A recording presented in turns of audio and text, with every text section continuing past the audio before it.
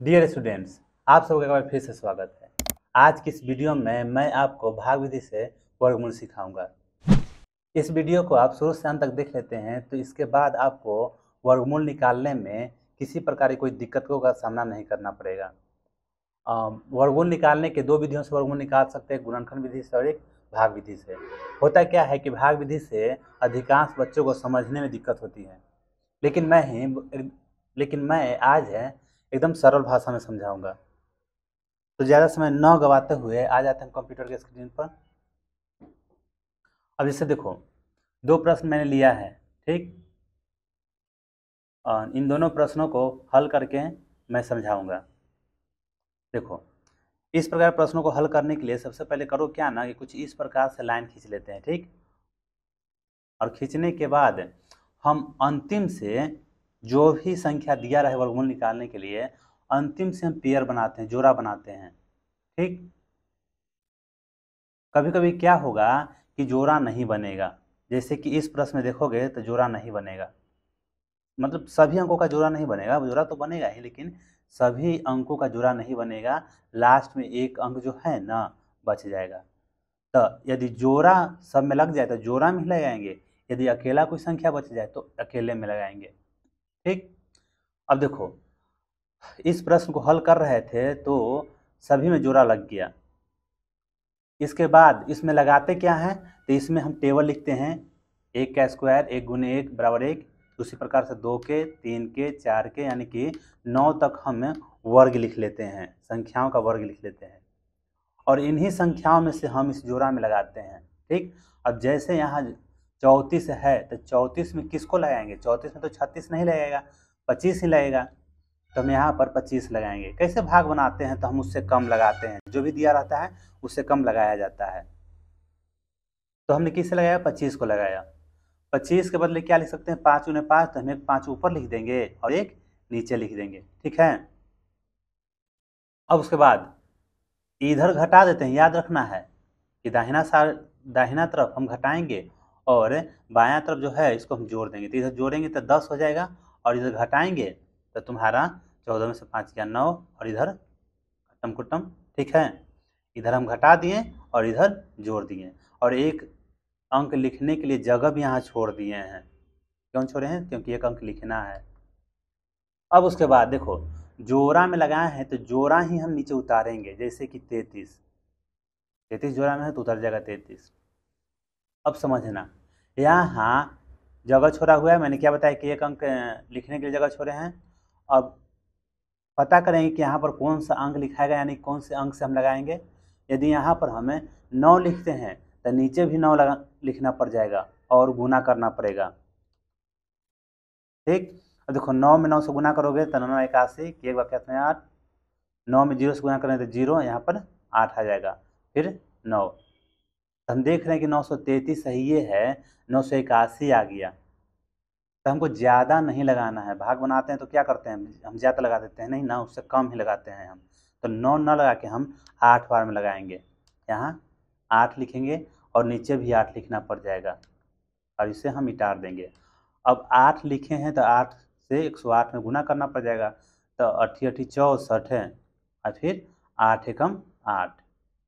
अब देखो घटा देंगे तो 13 में से 4 जाएगा 9, एक पैसा दे दिए तो 3 था तो 2 हो जाएगा, एक पैसा ले लेगा तो 10 2 12, 12 में से 6 जाएगा तो 6, और एक पैसा देने का 9 था तो 8 हो जाएगा, तो कट्टम कुट्टम। फिर उसके बाद फिर जोड़ा हम इधर उतार लेंगे।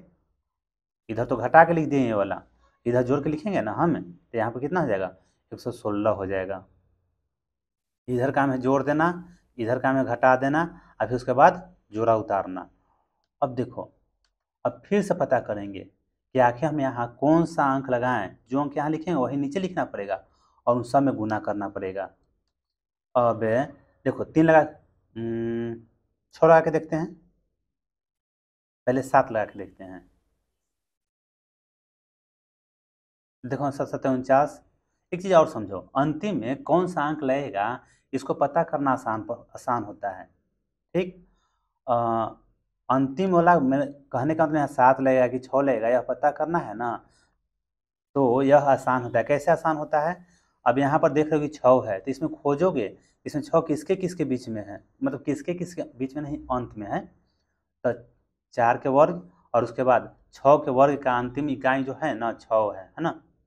4 का वर्ग का इकाई कितना है, 6 है, अभी 6 के वर्ग का भी इकाई 6 ही है। तो या तो 4 लेगा नहीं तो 6 लेगा, तो या तो 4 लेगा नहीं तो 6 लेगा। तो यहाँ पर हम 6 लगाते हैं। अब देखो 6 क्यों लगाए, क्योंकि हमको अंदाजा हो रहा है कि 4 लगाएंगे तो बहुत कम रहेगा, इसलिए 6 लगाए हैं। तो देखो 6 से लगाएंगे तो 66 36 आ जाएगा यहाँ पर, बाकी हाथ में 3 है, 66 36 है 3 39, बाकी हाथ में फिर 3 बचेगा, 11 से 66 है 3 69, ठीक है। अब इधर क्या बताया है कि घटा देना है, और इधर क्या बताया है कि जोड़ देना है। तो जोड़ेंगे तो कितना आ जाएगा, 6 6 12, 6 1 7 और यहाँ 11 आ जाएगा। अब देखो वर्गमूल बन गया। अब लिखे मात्र इस संख्या का वर्गमूल कितना है वही लिखना बाकी रह गया। तो जिस से हम लगाए हैं, जैसे कि 5 से लगाए हैं, यहाँ पर 5 लिखा जाएगा, फिर 8 से लगाए हैं तो 8 लिखा जाएगा, फिर उसके बाद 6 से लगाए हैं तो यहाँ पर 6 लिखा जाएगा।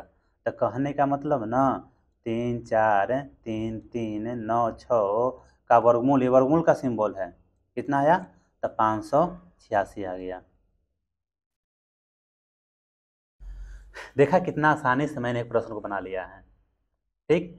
मैं उम्मीद करता हूँ कि एक ही प्रश्न से आपको कंप्लीट हो गया होगा, लेकिन नहीं कंप्लीट हो तो दूसरा प्रश्न आप यहाँ से देखो। दूसरा प्रश्न देखो मैं किस प्रकार से समझाता हूँ, मतलब किस प्रकार से बनाता हूँ, और कोशिश करूँगा कि आसान शब्दों में समझाऊँ। क्या मैंने बताया, सबसे पहले बताया कि अंतिम से हम जोड़ा बनाएंगे।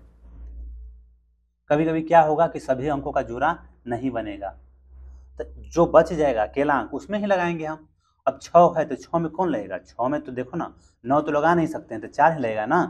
मैंने बताया क्या कि जैसे भाग बनाते हैं, जिस तरह से भाग में लगाते हैं कुछ उसी प्रकार से इसमें भी हम लगाएंगे। तो हम क्या बताएं कि 9 न लगा के हम 4 लगाएंगे, तो यहाँ पर हमें 4 लिख देंगे, है ना। अब 4 यानी 2 का स्क्वायर है, यानी 2 का वर्ग है, तो 1 2 ऊपर लिख देंगे और 1 2 नीचे लिख देंगे, ठीक है। क्या बताएं कि इधर इधर काम है,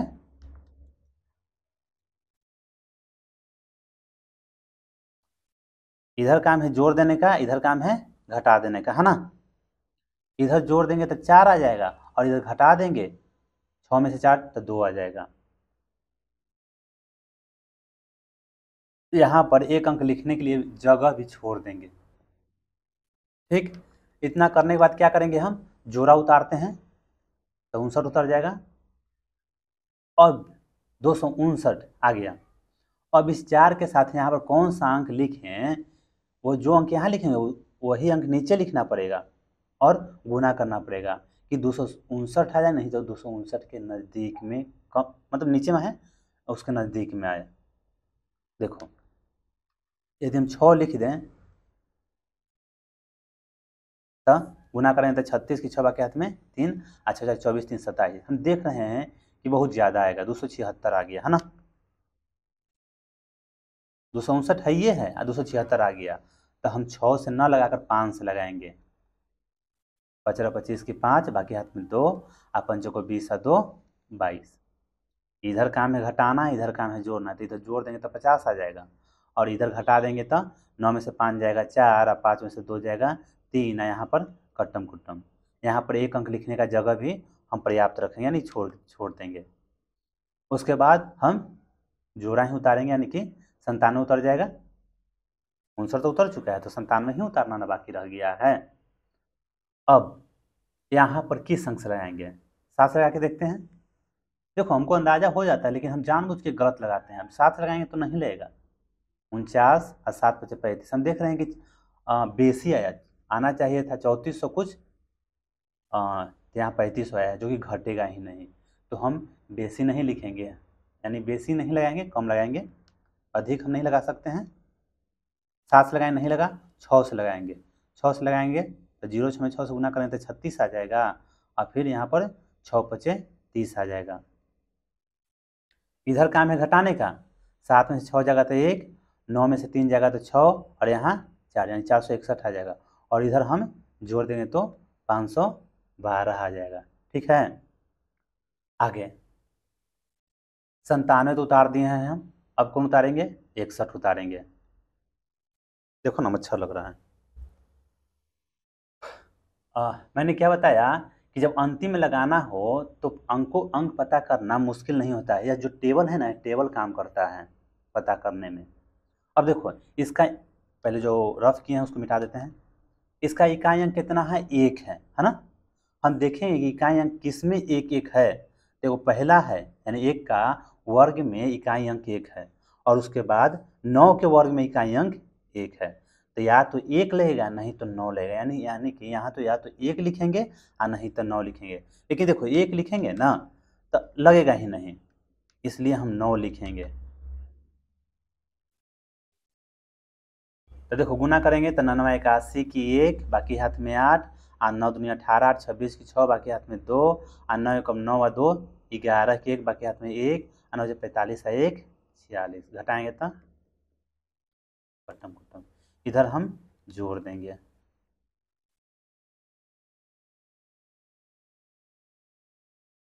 ठीक, अब पता करते हैं इसका आंसर कौन होगा।